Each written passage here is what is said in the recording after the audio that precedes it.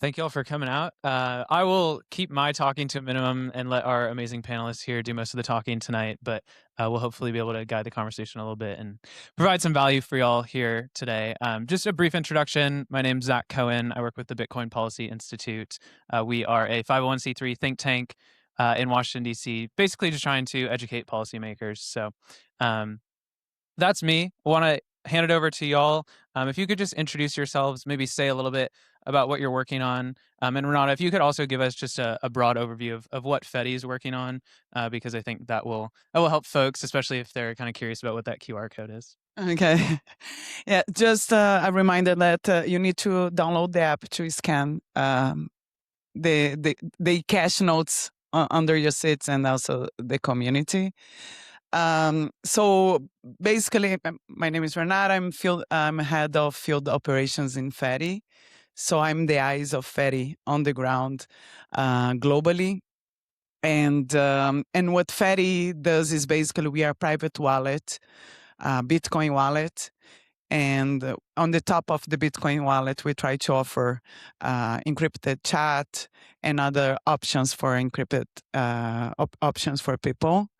And Fedi started basically with the desire to help activists. So when OB was in a meeting on Oslo Freedom Forum, and activists talking about this difficulty to have more privacy back home to send funds because they would get caught um, in US or Spain or Europe when they send monies back home, look like they are terrorists, right? And people on the ground wouldn't be able to receive these funds because automatically the bank system or the financial system would get them. So we decided to do the opposite of most of the wallets and projects in the ecosystem, which was like, let's go to the extreme. So we went to communities without internet, low literacy, bad phones, activists that need like really, day to day. It's life threatening, and we start to work with them on the ground to get the feedback about the app. And what we discovered by the end of the day, after 3 years, was what we were building was a kind of like a Swiss Army knife. So basically, you don't need a Swiss Army knife for your kids, right? But it's good to know that you have that quality for you. So what we are offering for the people like us that are very spoiled, have good options on the financial system. We're going to talk about the good options. It's to give that ability to have convenience and on the backbone privacy. So we were talking about this I was talking about with that to Mia here, which is like right now the feeling that we have is privacy is very difficult to reach. So what we want to do is the opposite, right? If the guy in a village in Africa is able to use a tool that provides privacy to them, so I think we can use this as well. Iko, you want to introduce yourself as well, and then we'll jump in. Sure. Yeah, I'm Econo Alchemist. Some of you may know me from Twitter content over the years. More recently, I co-found the 256 Foundation with Mr. Rod Rudy, and we bootstrapped that over the last couple years, got from 0 to 1, and I'm very proud of the fact that we got to the point where Rod felt comfortable handing the keys over to Scott 9000, the instigator of the BitAxe project, who's now on the board of the foundation, and Tyler Stevens, whom you may know from the space out in Denver. So those guys both took board seats. Rod rolled off the board, and the foundation's mission is to dismantle the proprietary mining empire. We've got 4 projects that we're focused on and a number of initiatives under our umbrella. But we've basically open sourced the entire Bitcoin mining stack, from the hash boards to the firmware to the control boards to the mining pool itself. And that's mostly what I've been focused on recently. Amazing. All right. So obviously today's conversation, if y'all got a chance to look at the meetup page, is about privacy. And I think talking about privacy is difficult for many reasons. I think principally being most people don't really have a good definition of what privacy actually is. And so I do want to kind of ground the conversation here in that, and then we'll jump into kind of the ways that we can work towards more privacy and build those solutions. So Iko, we'll start with you here. If you had to kind of put a couple sentence definition on what privacy is, I think that would be helpful for the crowd here. Yeah, I think Eric Hughes captures it best in the Cypherpunk Manifesto when he says privacy is the ability to reveal information about yourself selectively. I think that at the core is really what privacy is. Renata, anything to add there? Yeah, I mean, we are super aligned. I don't look like a cypherpunk, a mother of two, very a Brazilian mother of two, but exactly this is like, I would add like, every time that I speak with the regular people, they think the first question that they said to me, it's like, what do you want to hide? Are you doing something sketchy with Bitcoin and something like this? But the point is, privacy for me, as Eric Hughes also says, is like it's not secrecy, right? Is this right to choose what you want to reveal to the world, right? And we totally forget about this, right? We think it's just like I need to. We were like playing with the images on the ads today in the morning with some group, and the Apple concept of privacy is secrecy. It's like this is iPhone, right? WhatsApp, it's even worse. It's like this is privacy, me, my friends, And then VPN, that's very cypherpunk. Theirs was like a guy in a toilet in a truck, and then people and they say like, oh, you should choose where you want to reveal, right? So I love I'm more like VPN style. Yeah, I think that's one of the best analogies to normalize privacy is the bathroom analogy. Like we've all been in the restroom. You've all used a stall in a public restroom. Everybody knows what you're doing in there, but you don't want to reveal that to the world. I mean, that's privacy at a very basic level. And also like using envelopes when you send letters. You don't want people reading your letters while it's in transit. And that's what the envelope provides. So And being a mom, I can tell you the toilet situation is really hard because sometimes you have the dog, the kid, like everyone watching you. Totally. Um, Obviously, we're going through a bit of a change in our conception of privacy too, to the extent that things are becoming digitized, right? We talk about cash a lot, right? If I hand someone a $10 bill, obviously there's a serial number, but that really doesn't go anywhere, right? Anyone who tries to tell you that is being disingenuous. And so as we move from kind of analog to digital, I think we're seeing we're seeing a renewed push for privacy, and obviously the things that the two of you are working on are going in that direction. So I guess the question here, and we'll go to both of you on this, is like to what extent do you think digital infrastructure, Fedi, mining, complicates the privacy question versus presents an opportunity? yeah, I mean that's a good question. I think the governments, the lawmakers, the corporations that are selling, collecting information about you and selling it to advertisers, I think they see a lot of opportunities. And so the more we entangle our personal lives with the digitalized world around us, the more we're creating these opportunities where that information can get used in ways that may not be in our own best interest. However, if you're really smart about it and you're aware of what you're doing, I think these technologies are really the only thing we have to defend our freedoms. And one of our core freedoms is the right to privacy. And so I really believe that freedom technology is fundamental to a free society this day and age. Because everything is so networked and connected, we have to use these tools in order to defend our freedoms like privacy. And if those tools go away, or if we don't learn how to use them, or they just get completely abused by the powers that be, we stand to lose all of our freedoms, because I think when privacy goes away, uh, all of our freedoms collapse. That's really the core of our free society. Absolutely.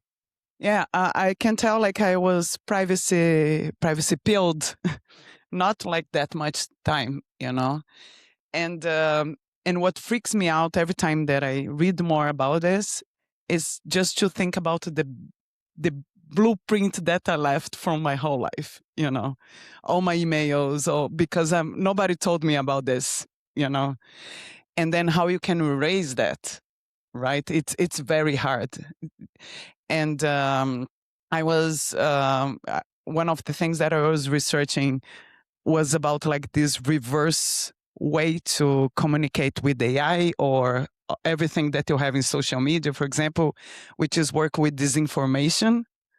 So instead of saying I'm Brazilian and I live in Vancouver, I'm gonna change my name. I'm gonna keep my name and say, "Oh, here in Switzerland is amazing," Like so, you start to trick these tools. Um, but the thing is that you have all the times like this mindset that, oh my god, now I'm fighting this, and how I'm gonna fight against this adversarial element, right? Because the biggest competitor that we have right now is convenience, right? So it's so appealing, talk with AI and say, do this for me, record that for, how I'm gonna go now to sideways. I need to go to Maple and then go to this. So we still need to catch up a lot on these privacy tools. And being a builder on that, I can testify that's not easy at all, right? Like we are trying to build something very decentralized. I sometimes I miss the time that I was in a work in an exchange, like a very centralized, where it was just you just like you snip the fingers and like, oh, Yeah. I built a wallet. Now you need to open up for everyone to connect, to be flexible, connect the lightning nodes. So it's not easy. And then on the top of that, how you make this very easy for people. I think that's the tricky thing that we are not there yet as privacy builders. So obviously, I spent some time in DC with the Bitcoin Policy Institute, and I do spend time talking to policymakers and folks on the Hill, and they obviously see this differently than we do. A lot of their system is built on full transparency, and anytime anybody says, "Hey, we need privacy," well, you know, that's a threat to national security. That's the line we hear over and over and over again. Um, there's only so much we can do at Bitcoin Policy Institute, right? Like we have a great staff of research fellows who talk about, hey, we have privacy for a reason. We have, folks getting kidnapped and tortured and all these things. And, this is really kind of crucial to this issue. Um, I will say, in full disclosure, like we aren't making a ton of progress there, and I'm, I have hope that we will, but I'm also, very very cautious about that. And one thing that we do say a lot at the Bitcoin Policy Institute is part of our job there is to make sure that the builders can continue to build. Right, we can achieve these sort of policy outcomes and we can have these wins in DC, but the real wins are going to come from people building things, and that's what the two of you are doing. So I guess like the embedded question here is, to what extent is, is the technology going to move the privacy sort of, mission forward versus policy or education? My personal perspective is that the technology is our greatest tool for getting this privacy sort of agenda out there. But curious if you think there's kind of other prongs here that are important too. Yeah, I think the technology definitely is what's going to enable individuals to defend their privacy. I think it's going to take the policies a long time to catch up, to not hinder the developments that have been happening. I mean, we've already seen several cases where people who have created privacy tools have been punished for doing so. Samurai Wallet is a recent one. where they built a tool that helped people preserve their anonymity on a public blockchain, and they've been punished for that, and they're sitting in prison now. And so, um, I think really the core of the issue is that we keep seeing these enforcement actions happen that aren't necessarily um, legal statutes. So it's not like these developers are breaking the law, but it's that these like rogue prosecutors are introducing these novel legal theories. And that's what's getting these developers locked up. And it keeps shifting the attention onto the developer instead of the criminal who misused the technology to do something illegal. And there was the Blockchain Regulatory Clarity Act. Yeah, Blockchain Regulatory Certainty Act. Certainty Act, thank you.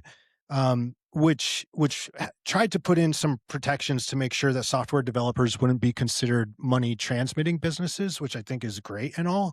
But I think that misses the broader issue, which is that software developers cannot be held responsible for what the end users are doing with that code. Just like uh, auto manufacturers are not held responsible when someone does something illegal with that car, like flees a bank robbery. So I think really what needs to be codified is that software developers aren't accountable for what the end users do for their neutral technology. No, I think that's a great point. I actually want to double tap on that, right? The Samurai Wallet case and Tornado Cash as well. Those are prime examples of basically regulators sort of acting in retrospect, right? Of saying, hey, we had this tool out here that was actually affording people a great deal of privacy that they otherwise wouldn't have had access to. And now we're going to invent this kind of like novel legal theory that actually has nothing to do with the issue that we took with what the tool was doing. And at baseline, yeah, it's sort of ludicrous to say like, if someone it's the same thing with like guns or knives or any kind of weapon, right? Like you're not going to hold Glock or whoever it is responsible for someone getting shot or whatever, right? That's just it's sort of like insane on its head. And so yeah, I think that's a really key point, and that's something that we see a lot in Washington D.C. And again, it's like a lot of what we're doing is to either slow or stop that. And I think the Blockchain Regulatory Certainty Act was a step forward, but you're right. It's just it's such an uphill battle that we're looking and saying like, hey, you guys, can you build faster? Like we need these tools now, and we're going to do everything we can to kind of protect you. Yeah, another good example is just recently the state of California filed a civil suit against Control Pew and the Gatalog. If anyone's familiar, they're 3D printed gun content creators. They create the 3D printed files people can use to make firearms. And the state of California has sued those guys because people in California can access those files over the internet. They're based out of Florida, and the state of California is claiming jurisdiction because California residents were able to access those files over the internet. So these are the types of links, and a good example of where the BRCA falls short. Great, cover the money transmission law, but that's like one of 5,000 federal laws, let alone all the state laws that developers are going to have to contend with. And just bringing this more or less so to the global context, it's really funny because I think the travel rule it's an example how countries can agree so fast, right? Like you have a jump from 64 countries to 115, something like that, countries that now are adopting the travel rule.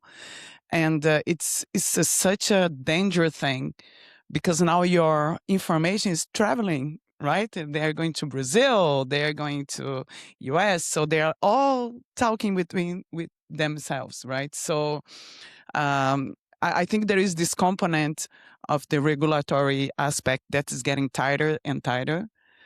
But also there is the element of the cultural element that is that needs to be shifted as well, right? Like we are so um, used to give to someone else the obligation to take care of our stuff. So now bring that to us to ourselves is very, very difficult for us to understand that is needed. So it's much easier. Like, okay, you can do this as long as I don't have to, right? Yeah, and it's creating all these honeypots with your information, with companies and exchanges that have proven time and again to be grossly incompetent Yeah. with handling private information. And like you were touching on earlier, once you put that information out there, there's no way to get it back. And it's getting mishandled by all these companies and advertisers, and it's going into all these weak databases that get cracked open, and then that information is getting dumped onto the dark web into the hands of violent criminals. And if you've been following Jameson Lopp, you've seen like the number of like $5 wrench attacks happening in France alone. I think we're at like an average of 2 per week now. Yeah. And so, I strongly believe that as the value of Bitcoin increases, the value of the information related to individuals who hold Bitcoin is also going to increase. And violent criminals are going to go to greater and greater lengths to go after those individuals. In fact, in France, uh, one of the people that worked in the tax office was caught selling Mm-hmm. tax filings of high net worth individuals who had cryptocurrency holdings on their tax records. So like imagine you file your taxes with the IRS here in the US, and an IRS official goes and sells those to the highest bidder, and then you've got people, they've got your name, your address, the size of your family, all the assets that you hold. It's just completely insane and a bad trajectory. No, and this thing in France, like I was in an event 2 weeks ago, I was talking with the guys from France, and they said like basically the whole community is super scared. So basically, 2 years ago they would have like around 4 meetups. They increased it last year on 40, and now they have zero. So nobody's meeting, nobody, it's everyone super afraid. So imagine this bringing to here. Imagine how Bitcoin Park would be the target. Nobody would want to come here anymore, you know?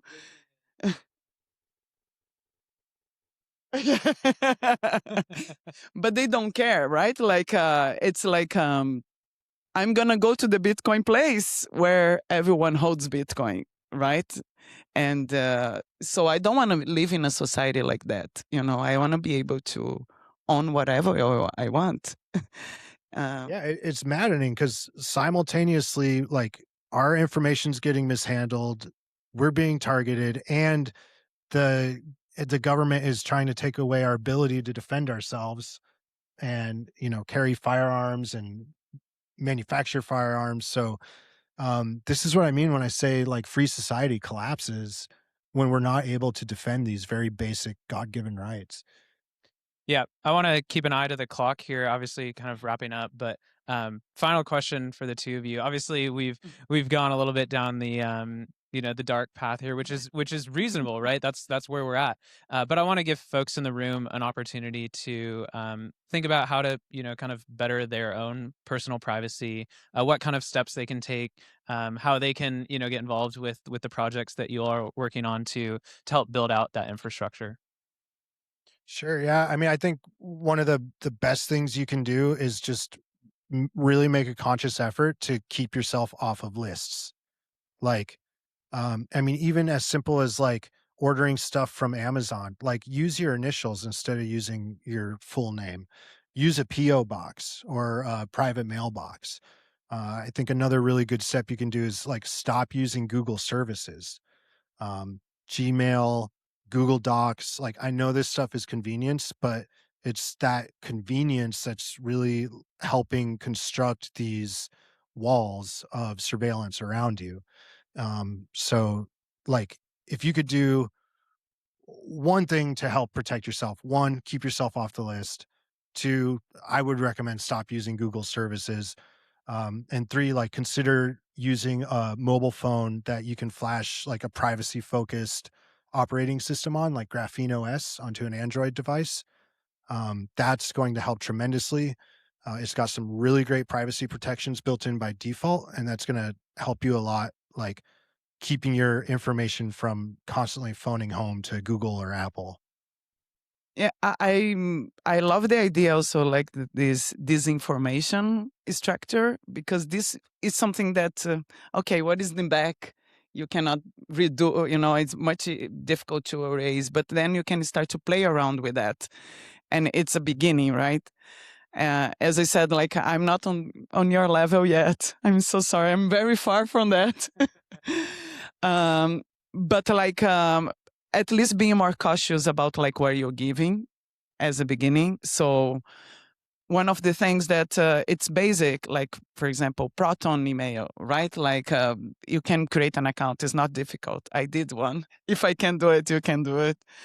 Um, but like very basic stuff as well. Is like for example, when we onboard the activists on Fedi for the chat, immediately people put their photo on there.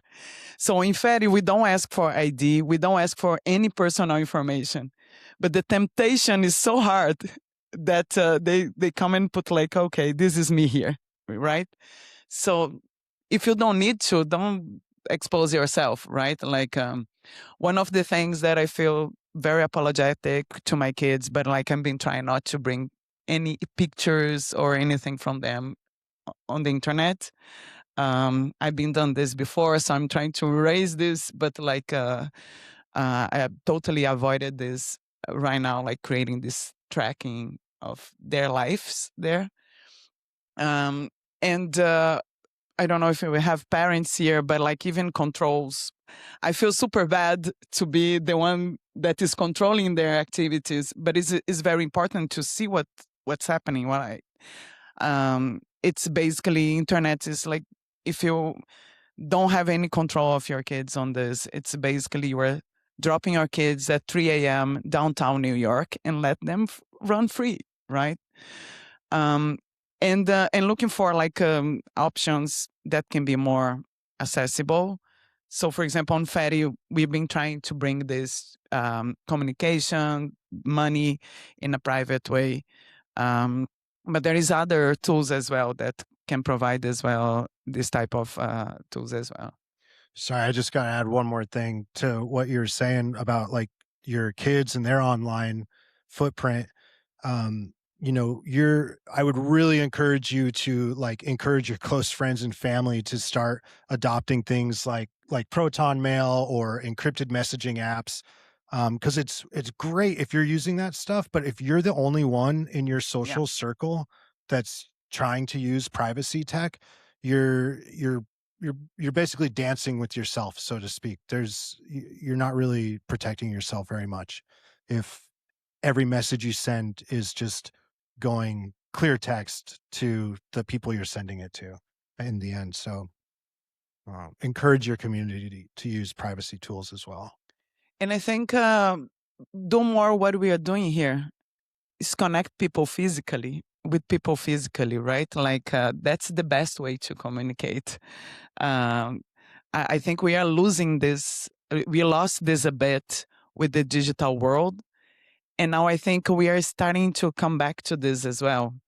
I was talking earlier today. It's like coming from Brazil, community for us is very key, and we trust on community way more than in our institutions. And I'm seeing this shift also in the US as well. Like before, you barely would know who your neighbors were, and now I'm seeing more things like that, like people connecting as a community because they don't feel that safe with the institutions. All great points. I think, last thing to add, and then we'll flip it over to Rod for Q&A. Go use the tools, right? Like that's the biggest thing. And use everything that these folks are building, because right now, the reason that everyone uses Google is because it's the most convenient. Everyone else is using it, right? There's kind of these network effects. And to the extent that we can all get out there and we can get on Fedi and we can use, privacy enhancing tools, like that's going to create a real impact, and it's only going to start in rooms like this. So highly encourage that. Go use the privacy tools. That's our way out here. So